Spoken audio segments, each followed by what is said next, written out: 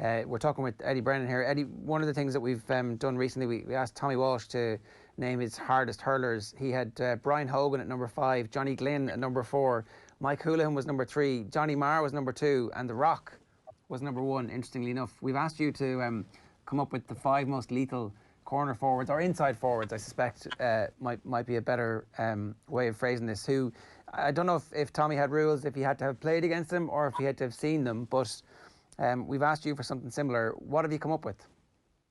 Yeah, well, there's 2 on this list that I haven't played with, and they'll be interesting ones. But I suppose, yeah, look, it was hard to know. I was like, do we go with lads that I looked at growing up, or lads that you'd never seen, or whatever? So I suppose went with maybe the 80s through, you know, the late 70s into the 80s, when I suppose I was born in 78 and I wouldn't have known so much from then, but just lads that you would have seen through the 80s growing up. And I suppose at number 5, what I've started with is a guy who maybe by modern day standards you'd look at him and go, oh, he doesn't look like the modern corner forward, but he was absolutely, that was Shawnie O'Leary of Cork.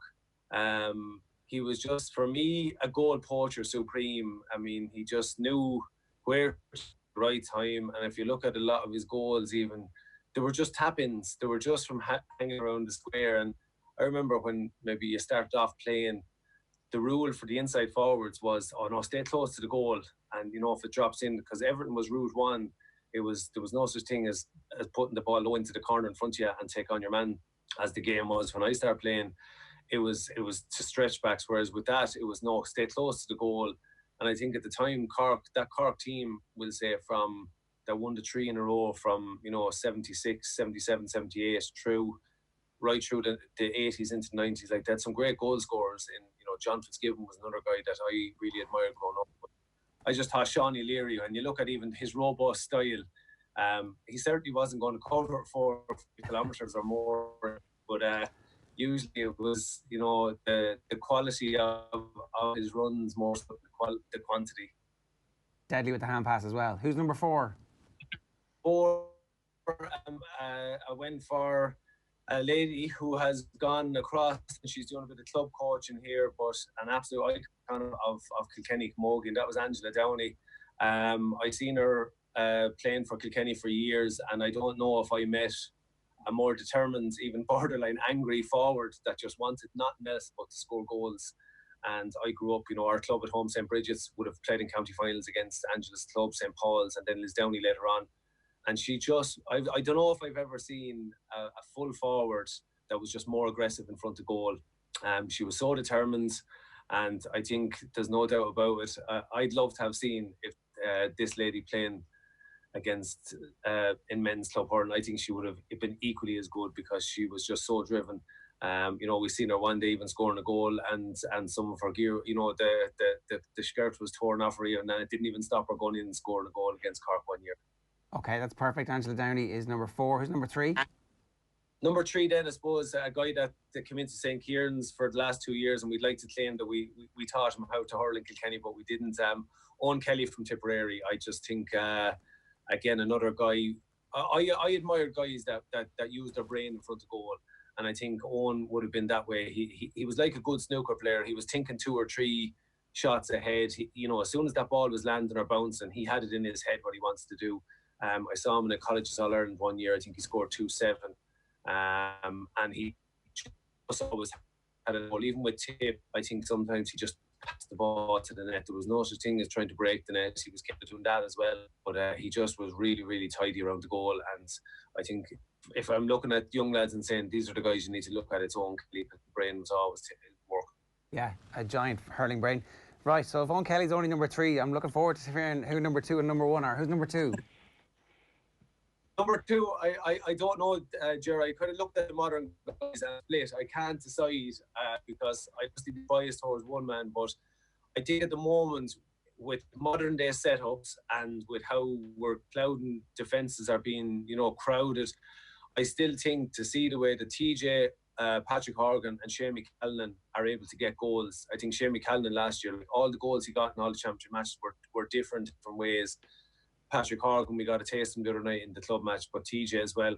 I can't split them, so I have a trio there, and I just think modern day hurling, to surpass. I think he's broken 30 goals in a championship career, and he's put his powers. But they're phenomenal, the whole three of them, and I just can't separate them.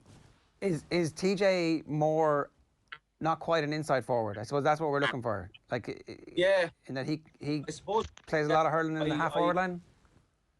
Yeah, I do. I think he has gone out there, and the goals he's getting maybe are coming from place balls a little bit. But for me personally, I thought, in 2014 when Kilkenny won the All Ireland, they beat Tipperary. I thought that day, that to me that was the place I'd have been, and I think a new challenge for TJ. I'd love to see there. I just think his brain is so sharp in around the square, and I don't think it would bother him to have two lads following him around. I think he would embrace that more.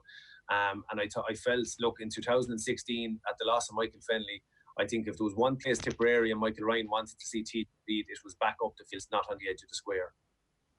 Right, that's interesting. So like the next couple of years and the final couple of years of TJ could actually be unbelievably dynamic if he was to stick close to goal. Yeah, I think so. I'd love to see him there. I think sometimes you have different guys and they play, like someone like TJ could play anywhere. There's nothing but that. And in 2016 they had to put him out maybe to midfield to offset the loss of Michael Fennelly. But I just think now he's probably at a stage. Yes, he's a great ball winner. I suppose that's one of the key things, is that Brian Cody's teams, he always needs ball winners around that 45 yards area, and in the absence of maybe an abundance of those at the moment, it's a necessity that has to, you want him on the ball as much as possible. But I do think with modern systems, with the way it's tweaking a little bit, I think, can you imagine for an opposition team if they have to deal with him inside? And I think, again, like I said, two defenders wouldn't face him whatsoever. That makes a whole heap of sense. And it is unbelievably competitive between the three of them. Seamus Callan's touch is obviously sensational. He's got a deft touch, which, very good touch for a big man, but it's like unbelievably deft at times when he needs to be, and has the power if he needs it as well. Yeah, he's everything. Like, and again, I remember looking at this fella, around 2011-12 when he was breaking into the scene a little bit, and you weren't sure, but he has just matured so much and into a phenomenal player. And like I said, this year, like he's after blowing records out of the water as it's going along. I think because of the way he's playing over the last couple of seasons, and again, in the tip club scene, he plays out the field a bit. He'd be really, take the 2016 final, he got 8 points in that All-Ireland final. He was phenomenal. I think he has really embraced the lead, and like last year, you take against, Wexford, sometimes he's willing to take two players out of the match and that's what he takes. You take a few, you go from the Munster final. They had De Borca back on him and Barry Coughlin on him, and he still was able to get his goal. So for a big unit, he is just so skillful. Eddie, good stuff. Thanks a million for joining us this morning. Cheers. Okay, no bother, lads. Take it easy. Eddie Brennan there, who's an ambassador for the Marie Keating Foundation, who is essentially telling you all that irrespective of how sunny or cloudy it is, Ireland don't have a great record when it comes to using sunscreen properly, particularly Irish males. So if you can, and you should, get some sunscreen on you there. So it's Don't Cook Yourself is the campaign they have going at the moment, and a bunch of different people are ambassadors for that, and you should check it out on the Marie Keating website. So the 5 it was actually 6. It was a sneaky extra head on Mount Rushmore there. Shawnie O'Leary, Angela Downey, Owen Kelly, and then a trio of Shawnie Callan, TJ Reid and Patrick Horgan.